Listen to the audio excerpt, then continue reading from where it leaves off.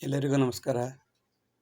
ಈಗ ಸ್ವಲ್ಪ ಹೊತ್ತು ಸಿರಿದಾಸನ ನೀತಿಶಾಸ್ತ್ರೀಯ ಕೆಲವು ಶ್ಲೋಕಗಳನ್ನು ಚರ್ಚಿಸೋಣ.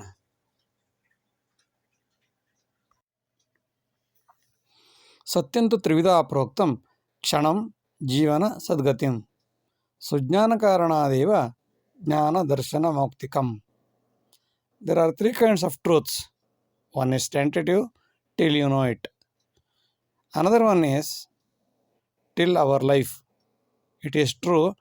When we die, the truth is over. Another one is liberation, which is eternal. We should have an extra eye to see the extraordinary sense of Brahmajnanam. ಸತ್ಯಂತ ತ್ರಿವಿಧ ಪ್ರೋಕ್ತಂ, ಸತ್ಯವನ್ನು ಮೂರು ವಿಧವಾಗಿ ವಿಂಗಡಣೆ ಮಾಡಲಾಗಿದೆ. ಅದು ಕ್ಷಣಿಕ ಸತ್ಯ, ಜೀವನ ಸತ್ಯ ಮತ್ತು ಮೋಕ್ಷ ಸತ್ಯ, ಸದ್ಗತಿ ಸತ್ಯ ಎಂಬುದಾಗಿ. ಸುಜ್ಞಾನ ಕಾರಣ ದೇವ, ನಮಗೆ ಸುಜ್ಞಾನ ಬಂದಾಗ ಮಾತ್ರ ಜ್ಞಾನ ಉಂಟಾಗುತ್ತದೆ, ದರ್ಶನ ಉಂಟಾಗುತ್ತದೆ, ಮುಕ್ತಿ ಉಂಟಾಗುತ್ತದೆ. ಕ್ಷಣಂ, ಅಲ್ಪವಾದದ್ದು. ಹಾವು, ಹಗ್ಗವನ್ನು ನೋಡಿ ಹಾವು ಎಂದುಕೊಳ್ಳುತ್ತೇವೆ. ಕೊನೆಗೆ ಎಚ್ಚರವಾದಾಗ ಅಲ್ಲ, ಹಾವು ಅಲ್ಲ, ಇದು ಹಗ್ಗ. ಈ ಜೀವನವೇ ಶಾಶ್ವತ ಸತ್ಯ ಅಂತ ಅಂದ್ಕೊಳ್ತೀವಿ. ಸತ್ತ ನಂತರ ಎಲ್ಲವೂ ನಾಶ.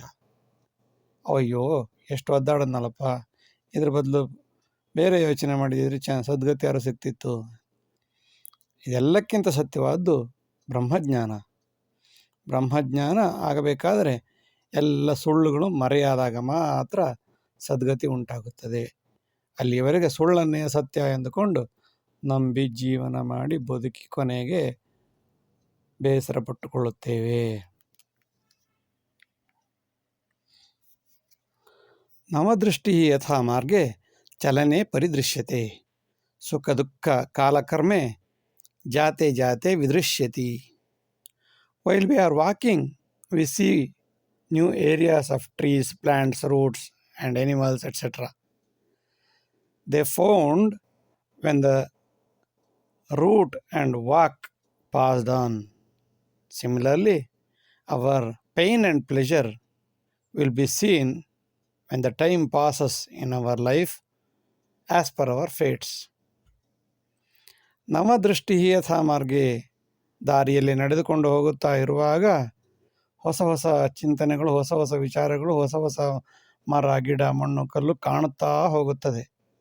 ಮೊದಲೇ ಕಂಡಿರುವುದಿಲ್ಲ, ಹೋದಂತೆ ಹೋದಂತೆ ಕಾಣುತ್ತದೆ.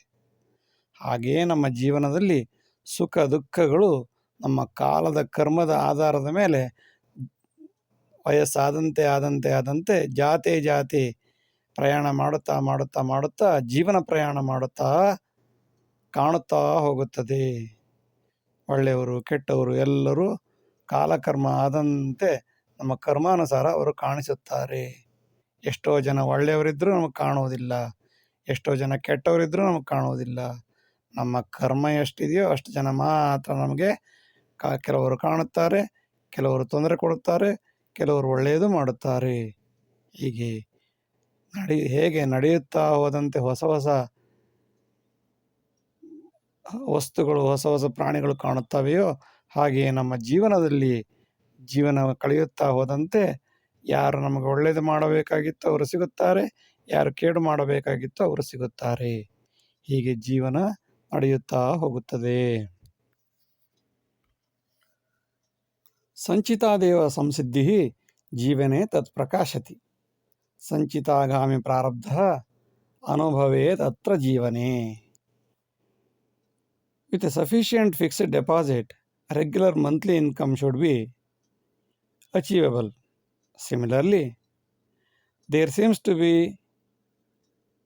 no other option to manage and experience all risks and returns as per our past deposit, interest and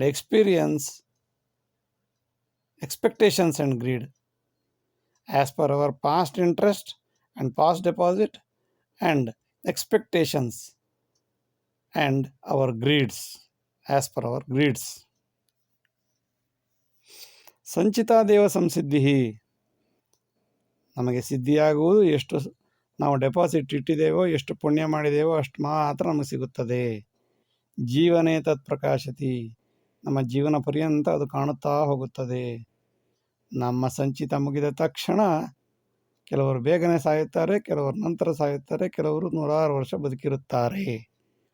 ಅದು ಸಂಚಿತ, ಆಗಾಮಿ, ಪ್ರಾರಬ್ಧ ಇವುಗಳ ಆಧಾರದ ಮೇಲೆ ನಿಂತಿರುತ್ತದೆ. ಅನುಭವೇದತ್ರ ಜೀವನೇ, ಅದನ್ನು ನಾವು ಇಲ್ಲಿ ಅನುಭವಿಸಲೇಬೇಕು. ಒಳ್ಳೆಯದಾದರೂ ಆಗಲಿ ಕೆಟ್ಟದಾದರೂ ಆಗಲಿ ಎಲ್ಲವೂ ನಮ್ಮ ಸಂಚಿತದ ಆಧಾರದ ಮೇಲೆ ಇಲ್ಲಿ ಅನುಭವಿಸಿಯೇ ತೀರಬೇಕು. ಕ್ಷೀಣೆ ಪುಣ್ಯೇ ಮರ್ತ್ಯಲೋಕೆ ವಿಶಂತಿ, ಪುಣ್ಯ ಮುಗಿದ ನಂತರ ಮರ್ತ್ಯಲೋಕದಲ್ಲಿ ಬಂದು ಮರ್ತ್ಯಲೋಕವನ್ನು ದಯಮಾಡಿ ಮರ್ತ್ಯಲೋಕದಿಂದ ಹೊರ ಹೋಗಬೇಕಾಗುತ್ತದೆ. ಪುಣ್ಯ ಪಾಪ ಎರಡನ್ನೂ ಇಲ್ಲಿಯೇ ಅನುಭವಿಸಬೇಕಾಗುತ್ತದೆ. ಅನುಭವೇದತ್ರ ಜೀವನೇ, ಅನುಭವಿಸಲೇಬೇಕು.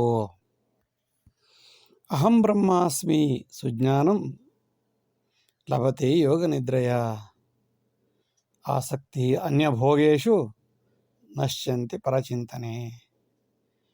You should spend hours together in yearning meditation without any life greed if you wish to acquire Brahmajnana. It is impossible to obtain it if you have the material life greediness. Aham Brahmasmi ಸುಜ್ಞಾನಂ, ನಾನೇ ಬ್ರಹ್ಮ ಎಂಬ ಸುಜ್ಞಾನವು ಯೋಗ ನಿದ್ರೆಯಿಂದ ಮಾತ್ರ ಸಿಗುತ್ತದೆ. ಲಭತೆ ಯೋಗ ನಿದ್ರೆಯ, ಆಸಕ್ತಿ ಅನ್ಯಭೋಗೇಶು, ಜೀವನದ material ಲೈಫಲ್ಲಿ ಕಾಣುವಂತಹ ಎಲ್ಲ ಜಗತ್ತಿನ ಮಿಥ್ಯ ಜಗತ್ತಿನ ಎಲ್ಲ ಅನುಭವಗಳು ಬೇಕು ಬೇಕು ಎಂದು ದುರಾಸೆಯಲ್ಲಿರುವಾಗ ಪರಚಿಂತನೆ ಬರಲು ಸಾಧ್ಯವೇ ಇಲ್ಲ. ನಶ್ಯಂತಿ ಪರಚಿಂತನೆ, ಪರಚಿಂತನೆ ಮಾಡುವುದರಿಂದ ಯಾವುದೇ ರೀತಿಯ ಅಹಂ ಬ್ರಹ್ಮಾಸ್ಮಿ ಎಂಬ ಜ್ಞಾನ ಬರಲು ಸಾಧ್ಯವೇ ಇಲ್ಲ. ಆಸಕ್ತಿ ಅನ್ಯಭೋಗೇಶು, ಜೀವನದ ಎಲ್ಲ ಭೋಗಗಳಿಂದ ಪರಚಿಂತನೆ ಬರಲು ಸಾಧ್ಯವೇ ಇಲ್ಲ. ನಶ್ಯಂತಿ ಪರಚಿಂತನಂ. ಆಧ್ಯಾತ್ಮಂ ಆದಿಮೂಲೋಯಂ ಮತಂ ವ್ಯಕ್ತಿಗತಂ ಸದಾ, ಕಾರ್ಯಾಯ ಧರ್ಮಸೂತ್ರೋಯಂ ತ್ರಿಪಥಂ ಮೋಕ್ಷ ಸಾಧನೆ. The foundation of philosophy is spirituality. ಮತ or sect translate to personal opinion. All obligations or duties are dharma. Thus, there are 3 pillars of liberation are Adhyatma, Mata and Dharma. Adhyatmam ಆದಿಮೂಲೋಯಂ, ಆದಿಮೂಲವಾದ್ಯಾವುದು ಅಂತಂದ್ರೆ ಅಧ್ಯಾತ್ಮ. ಅದಾದ ನಂತರ ಮತಂ ವ್ಯಕ್ತಿಗತಂ ಸದಾ, ಮತಗಳು ಅವರವರ ವ್ಯಕ್ತಿ ಅಭಿಪ್ರಾಯದಂತೆ ಮತಗಳು ಹುಟ್ಟಿಕೊಂಡವು. ಈ ಮತಗಳು ಧರ್ಮ ಕಾರ್ಯದಲ್ಲಿ ಕರ್ತವ್ಯ, ಒಳ್ಳೆಯದ್ಯಾವುದು ಕೆಟ್ಟದ್ಯಾವುದು, ಕಾರ್ಯಾಯ ಧರ್ಮಸೂತ್ರೋಯಂ, ಒಳ್ಳೇದು ಮಾಡೋಕ್ಕೋಸ್ಕರ ಹುಟ್ಟಿದಂಥ ಮತಗಳು ಕೆಲವೊಮ್ಮೆ ಕೆಟ್ಟದ್ದು ಆಗಿವೆ, ಅದು ಬೇರೆ ವಿಷಯ. ಒಳ್ಳೆಯದು ಯಾವುದು ಮಾಡಬೇಕು ಯಾವುದು ಮಾಡಬಾರ್ದು ಎಂಬ ಧರ್ಮಸೂತ್ರಗಳು, ಆಧ್ಯಾತ್ಮ, ಮತ, ಧರ್ಮಸೂತ್ರಗಳು ಈ 3 ಮೋಕ್ಷ ಸಾಧನೆಗೆ ಸಹಕಾರಿಯಾಗಿವೆ. ಒಳ್ಳೆಯ ಧರ್ಮ ಕಾರ್ಯದಿಂದ ಒಳ್ಳೆಯ ಮತಗಳಾಗುತ್ತವೆ, ಒಳ್ಳೆಯ ಮತಗಳಿಂದ ಒಳ್ಳೆಯ ಆಧ್ಯಾತ್ಮವಾಗುತ್ತದೆ, ಆಧ್ಯಾತ್ಮದಿಂದ ಮೋಕ್ಷ ಸಾಧನೆ ಆಗುತ್ತದೆ. ಸಂಜೀವಿನಿ ಕೀರಜಾನ್ರಿ ಲಭ್ಯತೆ ದ್ರೋಣಪರ್ವತೆ, ಚಮೋಲಿ ದೇಶ ಸೌಂದರ್ಯ ಆಂಜನೇಯ ವಿರೋಧಿನಃ. ಕೀರಜಾನ್ರಿ is life restoring herb. It is available at Dronagiri hills at Chamoli district, Uttarakhand, where the entire people extremely dislike the Hanuman. ಸಂಜೀವಿನಿಯು ಈಗಲೂ ಕೂಡ ಲಭ್ಯವಿದೆ. ಅದರ ಹೆಸರು ಬೇರೆಯಾಗಿ ಕೀರಜಾನ್ರಿ ಎಂಬ ಹೆಸರಿನಲ್ಲಿ ಲಭಿಸುತ್ತದೆ. ಲಭ್ಯತೆ ದ್ರೋಣಪರ್ವತೆ, ದ್ರೋಣಪರ್ವತ ಎಂಬ ಜಾಗದಲ್ಲಿ ಇದು ಸಿಗುತ್ತದೆ. ಇದು ಉತ್ತರಾಖಂಡದ ಚಮೋಲಿ ದೇಶದಲ್ಲಿ ಸುಂದರ ಪರ್ವತಗಳಲ್ಲಿ ಹಾಸುಹೊಕ್ಕಾಗಿದೆ. ಅಲ್ಲಿರುವ ಜನರು ಇಂದಿಗೂ ಕೂಡ ಆಂಜನೇಯನ ವಿರೋಧಿಗಳಾಗಿದ್ದಾರೆ. ಆಂಜನೇಯನನ್ನು, ಹನುಮಾನನನ್ನು ಅವರು ಪೂಜಿಸುವುದೇ ಇಲ್ಲ. ಏಕೆಂದರೆ ಹನುಮಂತ ಮುಖ್ಯವಾದ ಅಂಶಗಳನ್ನು ಎತ್ತಿಕೊಂಡು ಹೋಗಿದ್ದರಿಂದ, ಪರ್ವತವನ್ನೇ ಎತ್ತಿಕೊಂಡು ಹೋಗಿದ್ದರಿಂದ ಅವನನ್ನು ಕಂಡರೆ ಈಗಲೂ ಅಲ್ಲಿ ವೈರದ್ವೇಷವಿದೆ. ನಾಮೇತಿ ಹಿಂದವೀ ದೇಶ ನ್ಯಾಯರಕ್ಷಣ ಭಿನ್ನತಾ ಹಿಂದವಾ ಅಹಿಂದು ಕಲಹೆ ಸದಾ Hindu ಪರಾಜಯಂ. Although the country is called Hindu Rashtram, its laws and protections are discriminatory in nature. However, when Hindus and non-Hindus fight happens, then Hindus are the only who lose. ನಾಮೇತಿ ಹಿಂದವ ದೇಶ, ಹಿಂದೂ ಎಂಬ ದೇಶ ನಮ್ಮದು, ಹೆಸರು ಮಾತ್ರ ಹಿಂದವಿ ದೇಶ ಎಂಬುದಾಗಿ. ಇಲ್ಲಿ ನ್ಯಾಯವಾಗಲಿ ರಕ್ಷಣೆಯಾಗಲಿ ಭಿನ್ನ ಭಿನ್ನವಾಗಿದ್ದು ಅದು ಅಹಿಂದುಗಳಿಗೆ ಹೆಚ್ಚಿನ ರಕ್ಷಣೆಯನ್ನು ನೀಡುತ್ತದೆ. ಹಿಂದವ ಹಿಂದೂ ಕಲಹೆ, ಹಿಂದೂಗಳು ಮತ್ತು ಹಿಂದೂಗಳ ಕಲಹದಲ್ಲಿ ಸದಾ ಹಿಂದೂ ಪರಾಜಯಂ, ಹಿಂದೂಗಳು ಯಾವಾಗಲೂ ಸೋಲಲೇಬೇಕು. ಅದು ಹಿಂದೂ ದೇಶದ ವೈಶಿಷ್ಟ್ಯ.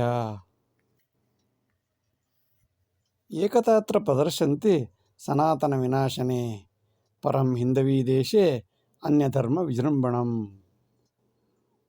While we Hindus constantly defend the invaders and outsiders and outside supporters, everyone, even insiders, will crowd together to damage the Sanatana Hindu religion. ಏಕತಾತ್ರ ಪ್ರದರ್ಶಂತಿ ಸನಾತನ ವಿನಾಶನೆ, ಸನಾತನ ಧರ್ಮವನ್ನು ವಿನಾಶನ ಮಾಡಲು ಎಲ್ಲರೂ ಏಕತೆಯನ್ನು ಪ್ರದರ್ಶಿಸುತ್ತಾರೆ. ಪರಂ ಹಿಂದವಿ ದೇಶೆ, ಆದರೆ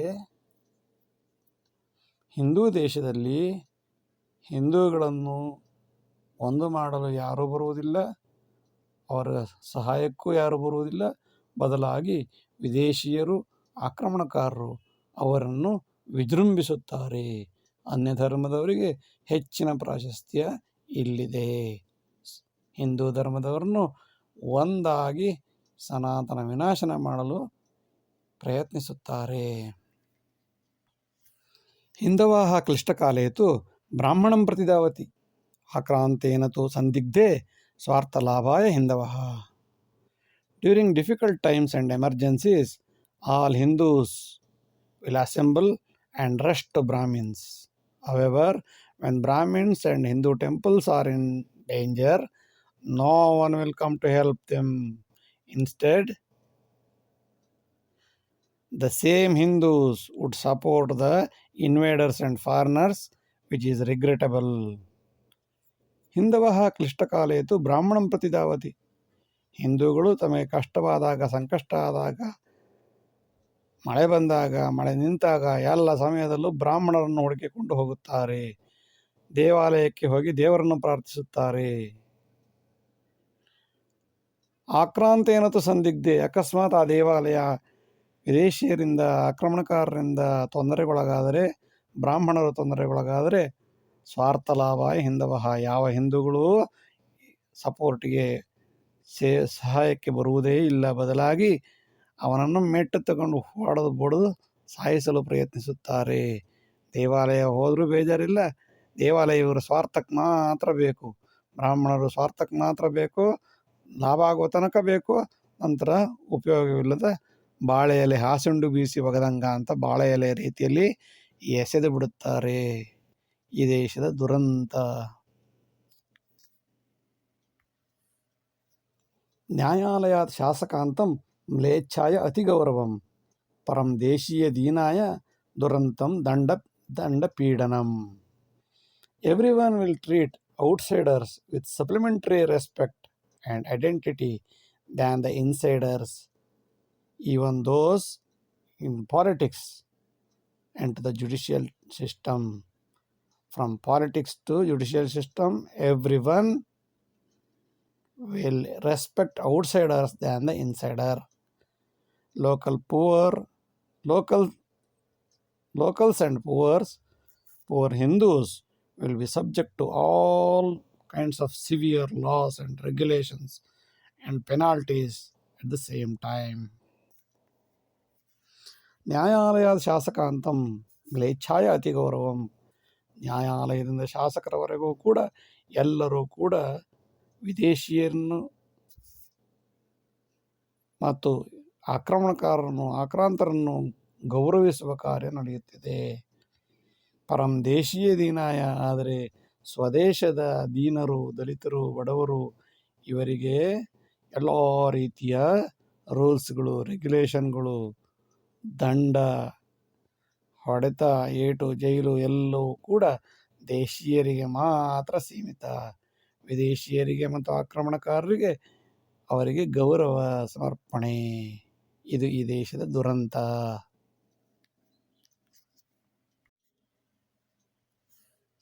ವಿದೇಶೇ ಅರ್ಚಕಸ್ಥಾನಂ ವೇದ್ಯಂ ಪೂಜ್ಯಂ ಸದಾಶಿವಂ ಪರಂ ಸನಾತನೇ ಕಾರ್ಯಾಂತೆ ಅಪ್ರಯೋಜಕಃ. The priest positions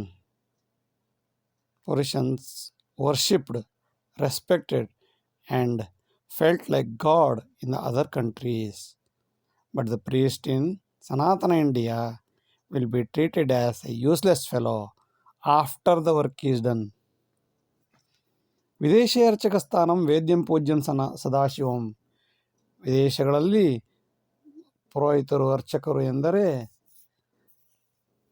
ಮುಲ್ಲಾಗಳು, ಪಾದ್ರಿಗಳು ಇತ್ಯಾದಿ ಬೇರೆ ಹೆಸರುಗಳಿಂದ ಕರೆಯುತ್ತಾರೆ. ಅವರನ್ನು ವೇದ್ಯಂ ಪೂಜ್ಯಂ ಸದಾಶಿವಂ, ಅವರನ್ನು ಪೂಜೆ ಮಾಡುತ್ತಾರೆ, ದೇವರೆಂದು ಪೂಜಿಸುತ್ತಾರೆ, ಗೌರವ ಕೊಡುತ್ತಾರೆ.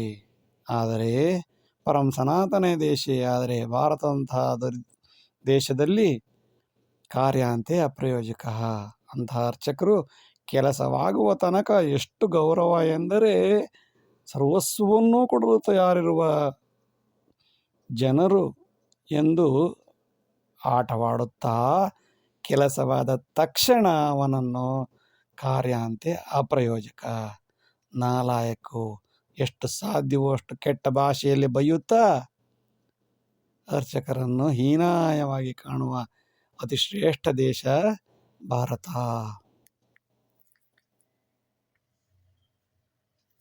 ವಿದೇಶಿ ಅರ್ಚಕ ಸರ್ವೇ ಏಕೋ ಭವತಿ ಸಂಕಟೆ ತದ್ವಿರುದ್ಧಂ ದೇವದೇಶೇ ಆಪತ್ಕಾಲೇ ಪಲಾಯತಿ.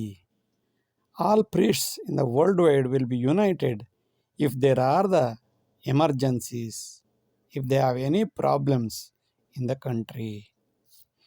But it is just opposite in India, which is treated as the Sanatana God's land, where priests will be happy if the other priest is in pain or in difficulty, and even they don't go to help them without helping them.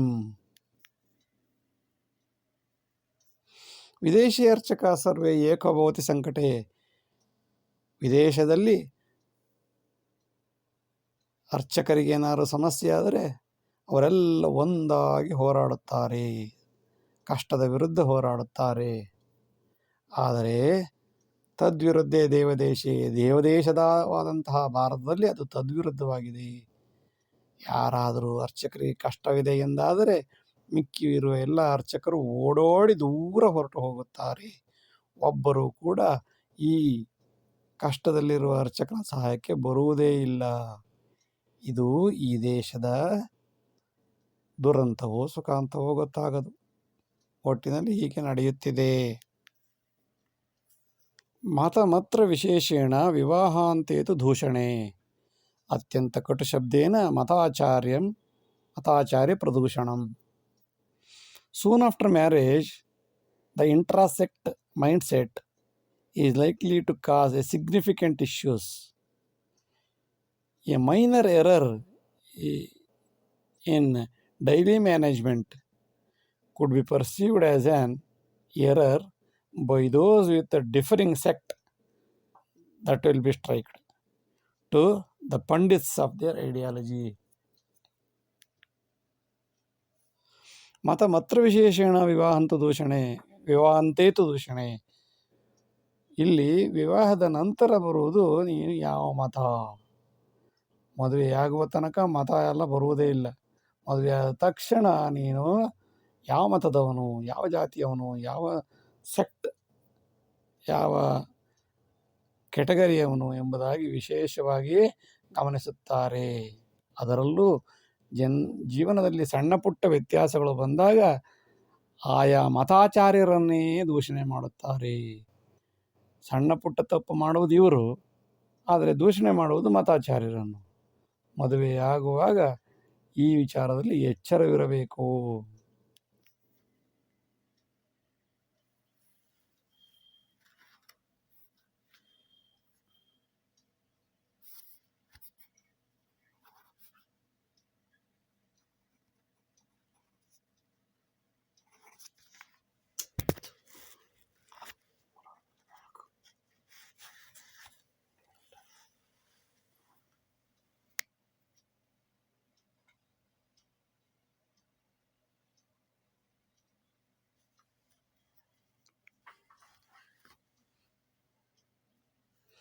ದ್ವೈತಾದ್ವೈತ ವಿಶಿಷ್ಟಾದಿ ಬಸವೋ ಜಾತಿ ಕಾರಣಂ ಐಹಿಕೆ ಮತ ಸಂಘರ್ಷೆ ಅಂತಿಮೆ ಸರ್ವನಾಶನಂ.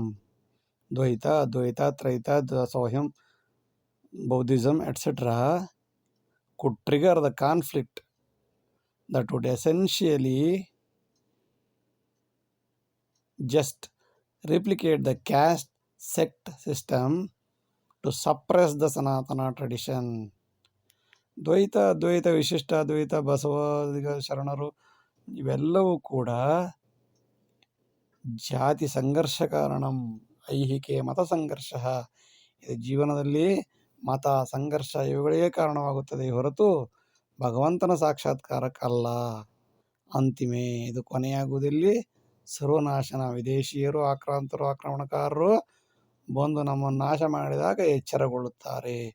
ಅಲ್ಲಿಯವರೆಗೆ ಇವರಿವರೇ ಕಚ್ಚಾಡಿಕೊಂಡಿರುತ್ತಾರೆ. ಶ್ಲೋಕೇನಾವೃತ ಯದ್ದೇವಃ ವೈದಿಕೋ ನೈವ ಜಾಯತೆ ವಿನಾ ವೇದ ಕುತೋ ದೇವಃ ಅರ್ಥಕಾಮಾಯ ಕೇವಲಂ. If worshipping to God is expressed through Vedic poems alone is termed as Vaidikas. Many a times we worship God only by using man-made shlokas or poems. That is not treated as Vaidika method. It is all for money and nothing else. ಶ್ಲೋಕೇನಾವೃತ ಯದ್ದೇವಃ ವೈದಿಕೋ ನೈವ ಜಾಯತೆ. ದೇವರ ಪೂಜೆ ಮಾಡುವಾಗ ಬರೀ ಶ್ಲೋಕಗಳಲ್ಲಿಯೇ ಮುಗಿಸುವುದು. ಕೆಲವರು ಶ್ಲೋಕವನ್ನು ಹೇಳೋದಿಲ್ಲ, ಇವರಿಗೆ ಪಾತ್ರೆ ತಂದು ಕೊಡು, ಬಾಟ್ಲು ಕೊಡು, ಅದಕ್ಕೆ ಅಕ್ಷತೆ ಕೊಡು, ಇದು ಕೊಡು ಎಂಬುದಾಗಿಯೇ ಮುಗಿಸುತ್ತಾರೆ. ಶ್ಲೋಕವನ್ನಾದರೂ ಪರವಾಗಿಲ್ಲ, ಅದು ತಪ್ಪೆ. ಶ್ಲೋಕೇನಾವೃತ ಯದ್ದೇವಃ ವೈದಿಕೋ ನೈವ ಜಾಯತೆ. ಅವನನ್ನು ವೈದಿಕ ಎಂದು ಕರೆಯಬಾರದು, ಶ್ಲೋಕಿಕ ಎಂದು ಕರೆಯಬಹುದು. ವೇದ ಮಂತ್ರವನ್ನು ಆಧರಿಸಿ ಪೂಜೆ ಮಾಡಿದಾಗ ಮಾತ್ರ ಅವನು ವೈದಿಕನಾಗುತ್ತಾನೆ.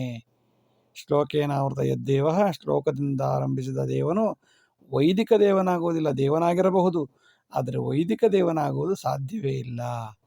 ವಿನಾ ವೇದ ಕುತೋ ದೇವಃ, ವೇದವಿಲ್ಲದೆ ಯಾವ ದೇವರು? ವೈದಿಕ ಎಂದಾಗಬೇಕಾದರೆ ವೇದವನ್ನು ಹೇಳಲೇಬೇಕು. ವೇದ ಬಾರದೆ ಬರೀ ಶ್ಲೋಕಗಳಿಂದ ಹೇಳಿ ಮುಗಿಸುವುದರಿಂದ ಅವನು ವೈದಿಕನಾಗಲಾರ. ಅದು ಕೇವಲ ಅರ್ಥಕಾಮಾಯ ಕೇವಲಂ. ಅದು ದುಡ್ಡು ಮಾಡುವುದಕ್ಕೆ ಒಂದು ದಾರಿ, ಒಂದು ಮಾಪನ, ಒಂದು ಮಾರ್ಗವಾಗಿರುತ್ತದೆ. ಶಿವಹರಿ ವಿಭಾಗೇಣ ಕ್ಲೇಶಮುತ್ತುಂಗ ಕೇವಲಂ ಕೋಪಿ ದೇವಃ ನ ಆಯಾತಿ ಮ್ಲೇಚ್ಛ ಮುನ್ನತಿ ಸಾಧನಂ. Fighting for God like Hari, Hara or others throughout life won't lead to divine assistance, but fighting for God is only to conflict, and no God will come to save us. Instead, outsiders will poke their nose on our religion. ಶೈವ ಹರಿ ವಿಭಾಗೇಣ ಶಿವ ಹೆಚ್ಚು, ಹರಿ ಹೆಚ್ಚು, ವಿಷ್ಣು ಹೆಚ್ಚು ಎಂಬ ವಿಭಾಗಗಳಿಂದ ಕ್ಲೇಶ ಮುತ್ತುಂಗ ಕೇವಲಂ ಬರೀ ಗೋಳು, ಕಷ್ಟ, ಜಗಳ ಅಷ್ಟು ಮಾತ್ರ ಆಗುತ್ತದೆ. ಕೋಪಿ ದೇವನಾತಿ, ಕಷ್ಟದಲ್ಲಿ ಯಾವ ದೇವರು ಬಂದು ನಮಗೆ ಸಹಾಯ ಮಾಡೋದಿಲ್ಲ. ಅವನು ಬರುತ್ತಾನೆ ಅಂತ ಇವನು ಬರೋದಿಲ್ಲ, ಇವನು ಬರುತ್ತಾನೆ ಅಂತ ಅವನು ಬರುವುದಿಲ್ಲ. ಯಾವ ದೇವರು ನಮಗೆ ಸಹಾಯ ಮಾಡುವುದಿಲ್ಲ. ಇದರ ಬದಲಾಗಿ ಮ್ಲೇಚ್ಛ ಮುನ್ನತಿ ಸಾಧನಂ, ನಮ್ಮ ಈ ಜಗಳವನ್ನು, ಹರಿಹರ ಜಗಳವನ್ನು ನೋಡುತ್ತಾ ಕುಳಿತ ಪರದೇಶೀಯರು, ಪರಕೀಯರು ಸುಲಭವಾಗಿ ನಮ್ಮಲ್ಲಿ ಬಂದು ಮೂಗು ತೋರಿಸಿ ನಮ್ಮ ಇಬ್ಬರ ಜಗಳ ಮೂರನೇವನು ಲಾಭ ಮಾಡಿಕೊಂಡು ಹೋಗುತ್ತಾರೆ. ಮ್ಲೇಚ್ಛ ಉನ್ನತಿ ಸಾಧನಂ, ಅವರ ಉನ್ನತಿಗೆ ನಾವೇ ದಾರಿ ಮಾಡಿಕೊಟ್ಟಂತೆ ಆಗುತ್ತದೆ. ಐಕ್ಯತಾ ಸರ್ವಮಿತ್ಯಾಹು ಸ್ವಯಂ ಸೇವಕ ಮರ್ದನಂ, ಸ್ವಾರ್ಥ ಸಂಘರ್ಷ ಲಾಭೇಣ ಶಿವರಾಮ ವಿಭಾಜನಂ. Under the appearance of unity, our volunteers are being sidelined. The main motivation led volunteers to form different groups like Shivasena, Ramasena, Harisena, etc. ಐಕ್ಯತಾ ಸರ್ವಮಿತ್ಯಾಹು, ಏಕತೆಯೇ ನಮ್ಮ ಉದ್ದೇಶ ಎಂದು ಹೇಳಿಕೊಂಡು ಕೆಲವರು ಸ್ವಯಂ ಸೇವಕರನ್ನು, ಸ್ವಾರ್ಥವಿಲ್ಲದ ಜೀವಿಗಳನ್ನು ತಮ್ಮ ಲಾಭಕ್ಕೆ ಬಳಸಿಕೊಳ್ಳುತ್ತಾರೆ. ಇವರ ಸ್ವಾರ್ಥ ಕಾರಣದಿಂದ ಸ್ವಾರ್ಥ ಸಂಘರ್ಷ ಲಾಭೇಣ, ಇವರ ಸ್ವಾರ್ಥ ಮತ್ತು ಸಂಘರ್ಷದಿಂದ ಛಿದ್ರವಾದಂತಹ ಅನೇಕ ಸ್ವಯಂ ಸೇವಕರು ಅವರು ಶಿವಸೇನೆ, ರಾಮಸೇನೆ ಎಂದು ವಿಭಜನೆ ಮಾಡಿಕೊಂಡು ಬೇರೆ ಬೇರೆಯಾಗಿ ಹೋಗುತ್ತಾರೆ. ಆದ್ದರಿಂದ ಎಚ್ಚರವಿರಬೇಕು. ಭಾರತ ಸರ್ವಪ್ರಥಮಃ ಅಂತಃಕಲಹ ವಿಜೃಂಭಣೆ ಸುಗಮಾಗಮಿಷ್ಯತಿ ಮ್ಲೇಚ್ಛಃ, ಸುಗಮಾಗಮಿಷ್ಯತಿ ಮ್ಲೇಚ್ಛಃ ಸ್ವದೇಶಂ ಸರ್ವನಾಶನಂ, ಸ್ವದೇಶಂ ನಾಶನಂ ಸದಾ.